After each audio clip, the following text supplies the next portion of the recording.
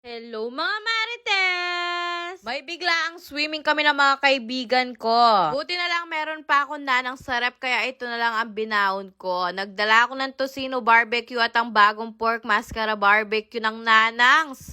Hindi kami magsuswimming sa resort or sa beach. Dahil dito lang kami sa bahay nila. Pagdating nga namin, Diyos ko, itong anak ko nag-swimming agad. Nayaan ko na muna siyang mag-swimming dyan habang iniintay namin ang mga bekla. Aloko, nakasakay pa ng Lamborghini ang mga bakla. Diyos ko, mas natutuloy talaga pag biglaan yung swimming. Nakailang set na kami ng swimming, lagi lang nagdo-drawing.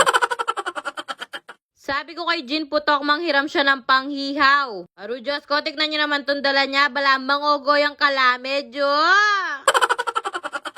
Diyos ko, kulang pa yata yung kalahating sakong uling dito sa iyawan na to. Kaya sabi ko nga sa kanya, ibalik niya na lang yan at manghiram na lang siya sa iba. After 25 years, nakapanghiram din si bakla. At habang pinapabaga nila yung uling, prepare ko na yung hihihawin namin. Buti na lang meron akong stock ng nanang sa rep. Kaya kahit biglaan yung swimming namin, meron akong nadalang baon. Hindi ko na kailangan matarantang magpunta pa sa palengke at mag-marinade. Dahil itong pork mascara barbecue ng nanangs, easy and ready to cook na. Hindi nyo na kailangan magpakulo ng napakatagal at mag-marinade. Dahil ang pork mascara barbecue ng nanangs malambot na at naka-marinade na agad. Diyos ko, jokan niya man ang mangal galinta ba? Pagkatapos ko nga linuto yung pork mascara barbecue ng nanang, sinunod ko naman tong tocino barbecue. Gustong gusto ko rin tong tocino barbecue ng nanang bukod sa napakalambot na napaka-juicy. Pero Diyos ko, hindi pa man nalalapag sa lamesa yung inihaw kong mga barbecue, nakalahati na agad yung pork mascara ko. Kaya nga minadali ko nang ilagay sa lamesa, Diyos ko, baka maubos namin sa kakatikim.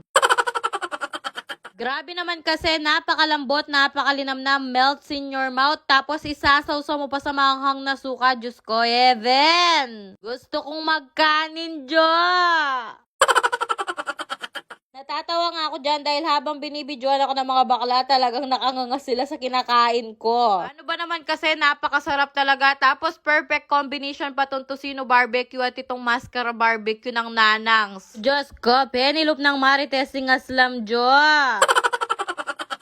Grabe mga Marites, may re-recommend ako talaga sa inyo tong pork mascara barbecue ng nanangs dahil sobrang lambot, melts in your mouth talaga at napakasarap. Kung may mga biglaan kayong bisita or biglaang outing, perfect na perfect sa inyo ang nanangs. Kaya kung gusto nyo umorder, nasa Shopee at Lazada na yan. At kung gusto nyo makatipid, umorder kayo sa www.nanang.com.